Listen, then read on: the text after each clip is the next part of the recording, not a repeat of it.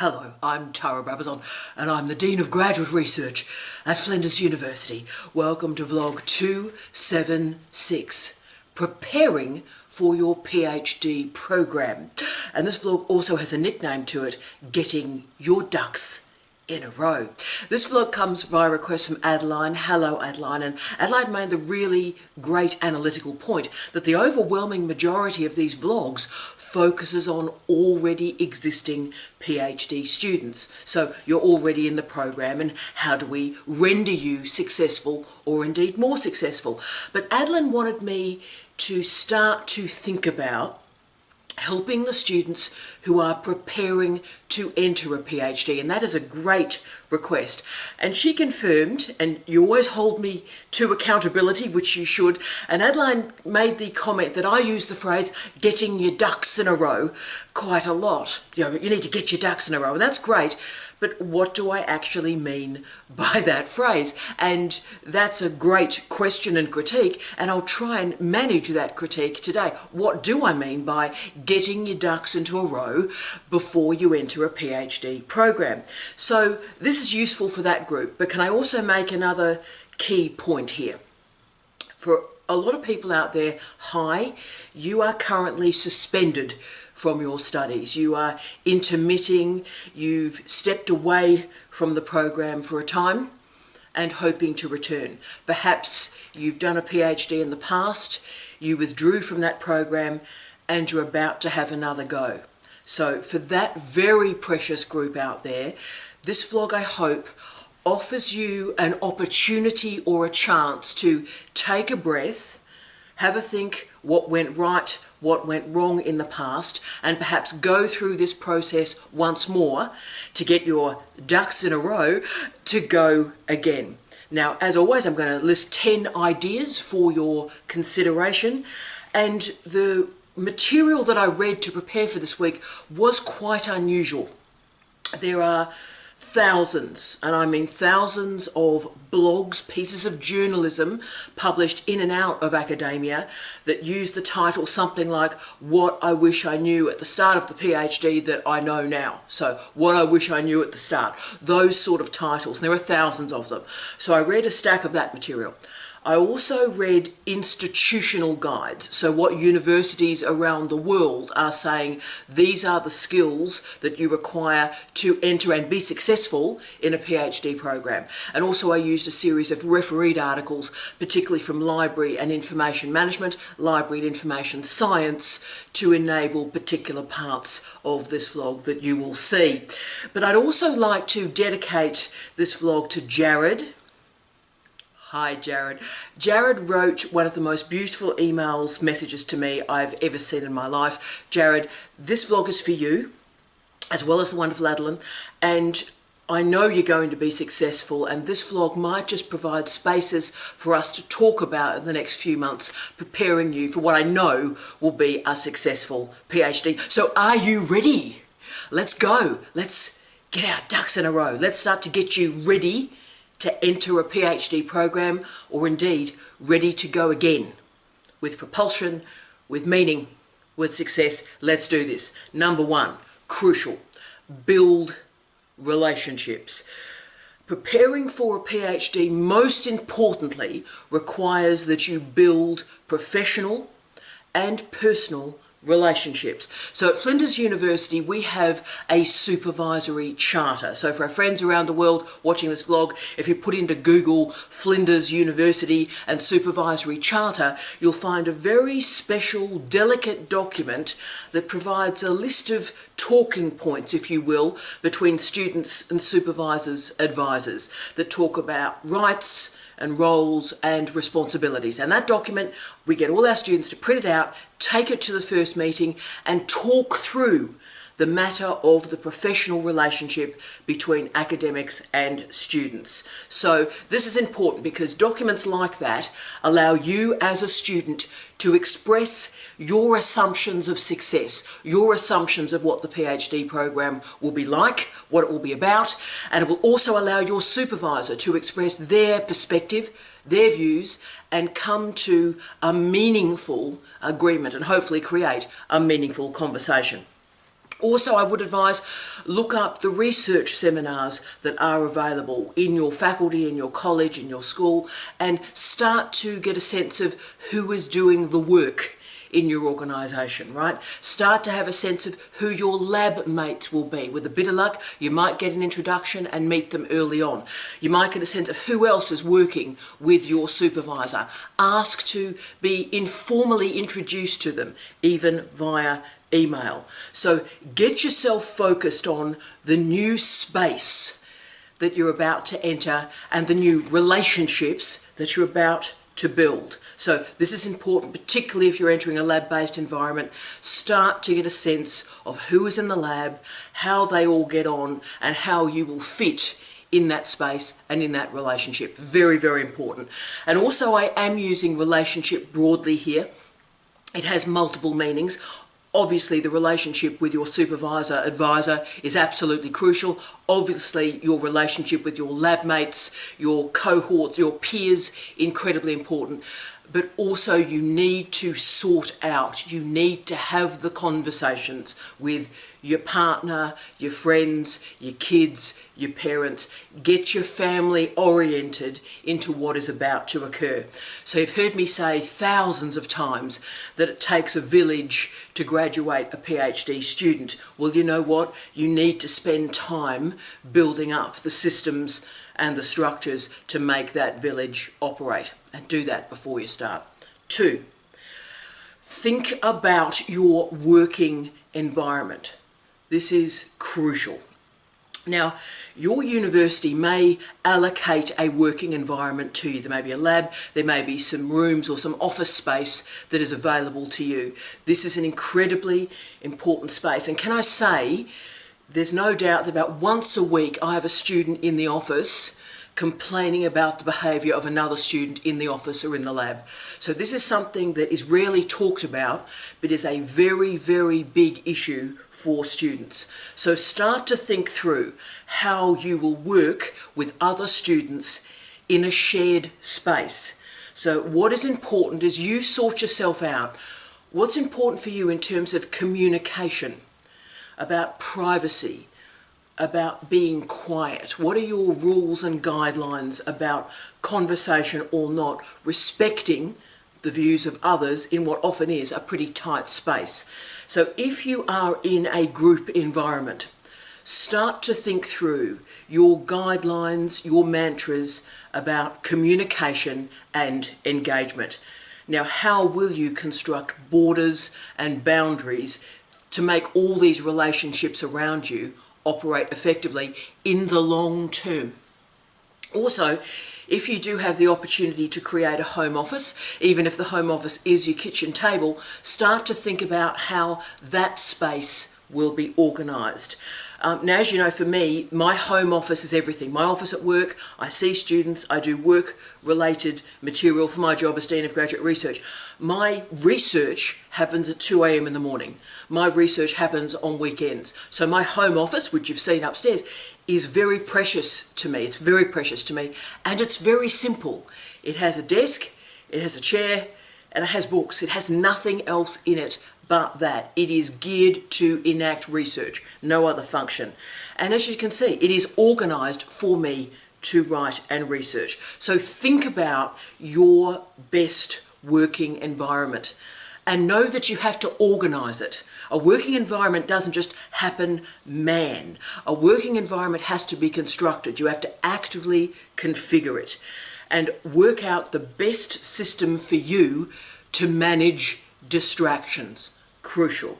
Now, I recorded a vlog earlier, I think, with the title, Organise Your Life to Write. I know a lot of people have liked that one. Thank you so much for that great feedback. But you do have to organise your life to write. You have to organise your life to do research, because if you don't, then life passes you by. Life is not geared to do research. It's geared to do all sorts of other things, but not research. So you've got to reorganise everything to make research happen. So use the time before you enrol to think about the spaces of your working life. 3, read early, read often, read now, yes, read. I judge students. Hell, I judge people by what they read. It's my great tragedy, it's my great discrimination and prejudice, for which I apologise, but I do judge people. I judge them by their reading. And what you need to do before you even enter the program is have a sense of the field that you are going to investigate.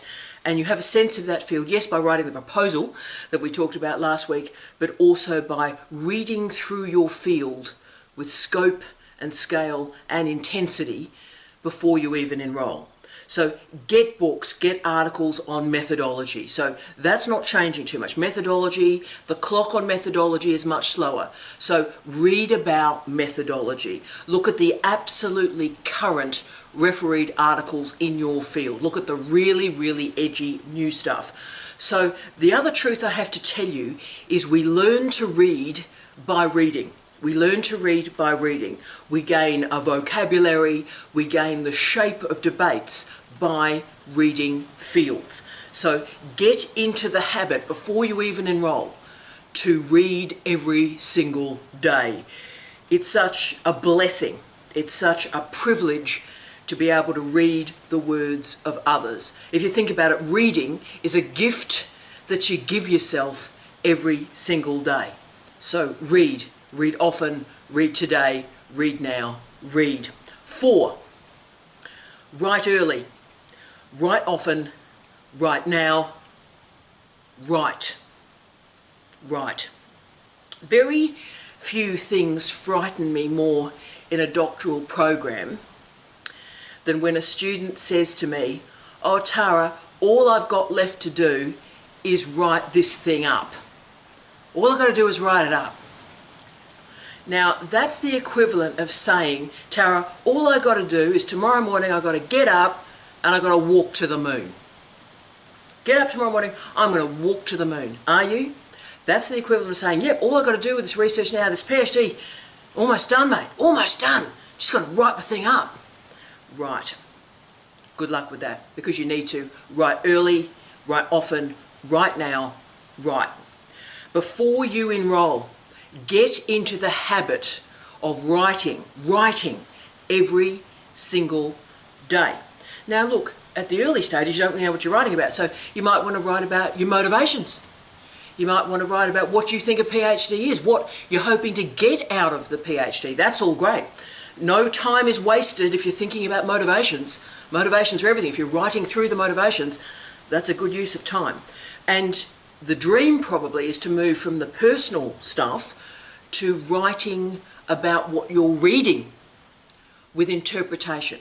So start to move beyond paraphrasing, start to move beyond the summary, and start to create interpretations. Now, you may decide to write a blog through the PhD, and tens of thousands of students around the world do that. And as the research has shown, particularly from the Scandinavian countries, that the students that do blog every day, you know what, they do better. They do better because they're reflecting on the journey of doing a PhD, and therefore they're more successful. Now, can I be honest with you, I'm not a great journaler. I'm also not a great blogger. I've never really done that stuff. It's a bit sort of hippie for me, right? It's like, let me tell you how I'm feeling, right? Well, okay, but if you can do that, that's great. Not my vibe.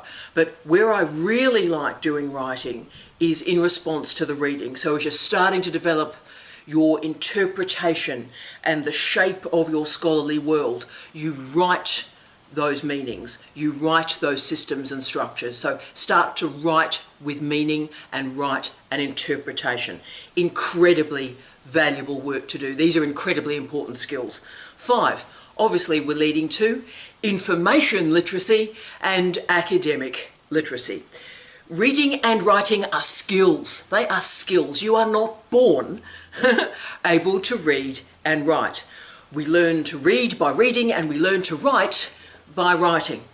But if you spend the time early on learning about academic literacy and information literacy, it will save you thousands of hours, and indeed may save your PhD. But you know, we talk about information literacy and academic literacy so rarely. And Linhart described information literacy as, quote, neglected essential learning. Quote, neglected essential learning. That's how important information literacy is, right? So I recommend that every single student out there, every single one of you, look to your university library, look to your librarians, and look at the courses that librarians put on for you.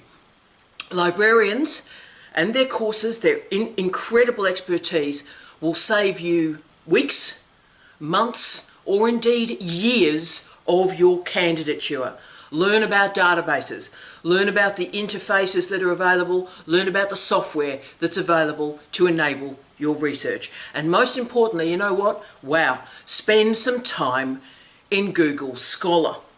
Google Scholar, for well over a decade now, has saved me thousands of hours in research. It allows me with precision and speed to find the best research in the world. And it is remarkable to me that still to this day, students underutilise Google Scholar. So I have students coming in every day into my office saying, Tara, there's no research in my field. Seriously, this happens every day. Tara, there's just nothing there.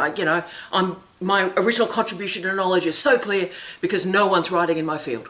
So I get them to sit down, we open up my computer, and I go into Google Scholar and I ask them, tell me the 2 or 3 big names in your field and tell me the 2 or 3 terms, right? That's all I want from them. I put them into Google Scholar and I find often 15,000 refereed articles produced this year alone.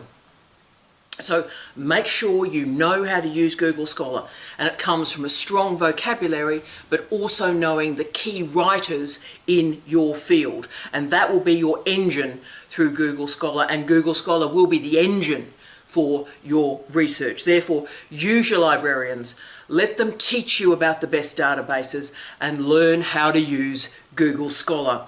I also want to do a shout out to 2 of my greatest friends on planet Earth, Dr. Jane Secker and soon to be Dr. Naslin Birmani.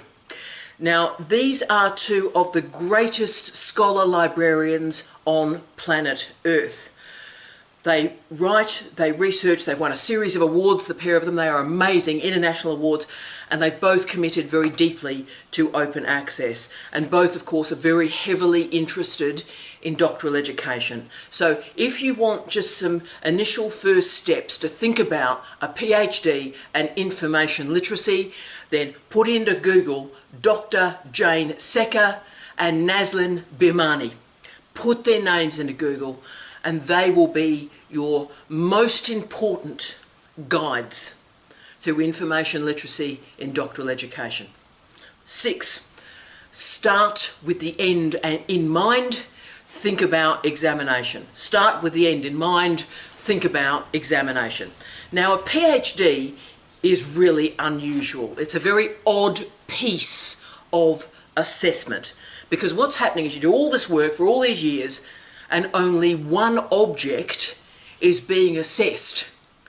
And it's being assessed by people that you do not know. So no wonder the whole thing is a little bit stressful, eh? Yeah. So what I would advise, and this will change your life, is before you enrol in a PhD, read an already completed and successful PhD. So find your discipline, go into Google Scholar and find a PhD. Sit down with that PhD and read it. Learn about the genre. Learn about what a PhD is, what a PhD looks like. But also go to your university, in our case Flinders University, and look up the PhD examination policy and procedures. Every university has one. So right at the start, before you even enrol, look at the policy and see how your PhD will be examined.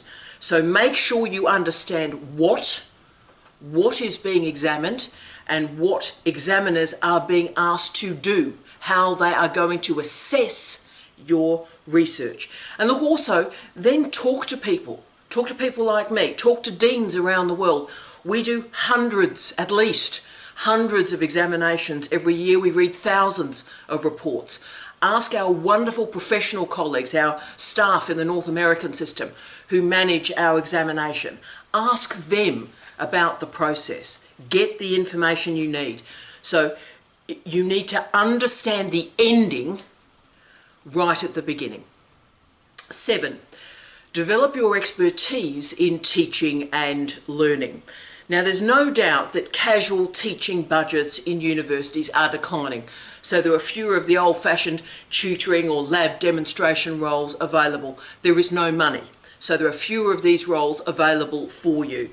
But it is important that you learn how to teach and that you learn about learning for when an opportunity does arise, because the chances are these days it'll come at very, very short notice. Okay, so while you are preparing to enter a doctoral program, look at the opportunities to complete some teaching programs. Start to learn about teaching and learning in universities. So how to write and manage a lecture, how to run a seminar, how to run a lab, how to create effective online learning post-COVID. Not a bad idea. So there's plenty of these short courses on LinkedIn.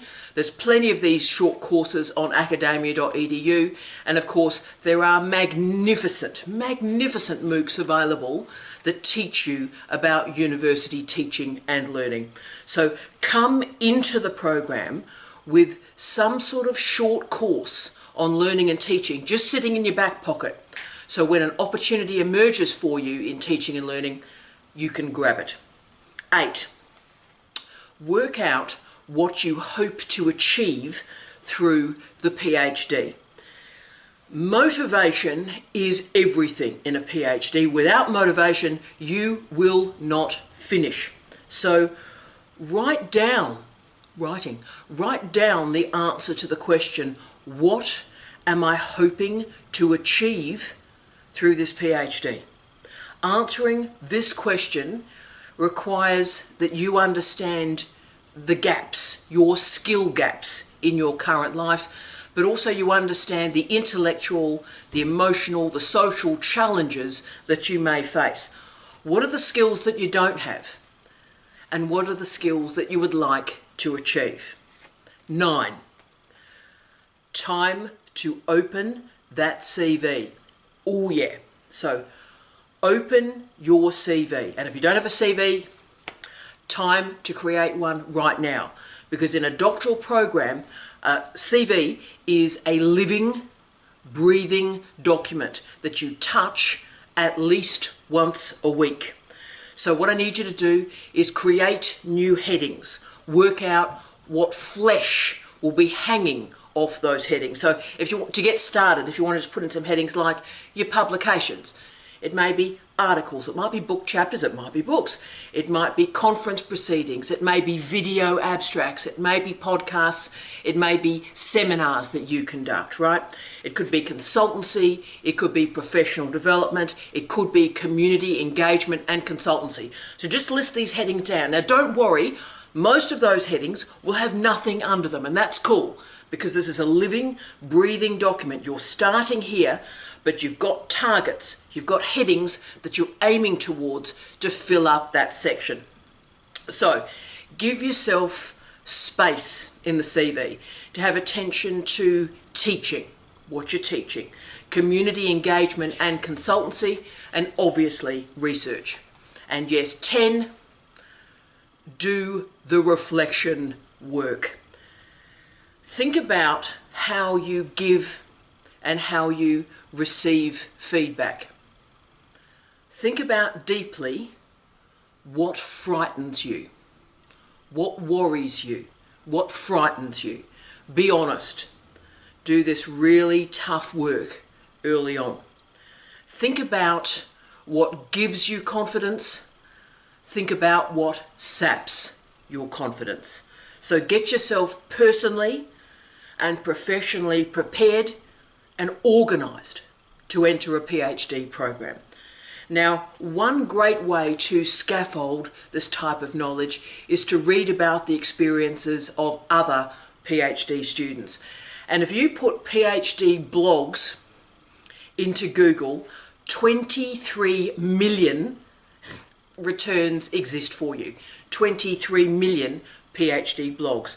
So immerse yourself in the experience of others, not to replicate them, not to get frightened, not to get lost in the lives of others, but use those experiences to create reflection for you. So the key realisation for me, if there's just one take-home bit of advice from this vlog today, it is a realisation that a PhD is not a continuation of an undergraduate degree. It's not a continuation of honours. It's not a continuation of a master's degree. A PhD is different.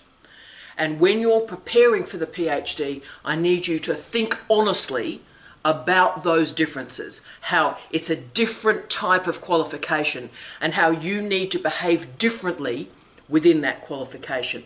This is a different way of knowing, a different way of being, and a different way of learning. I wish you love, light, and peace. Tea out.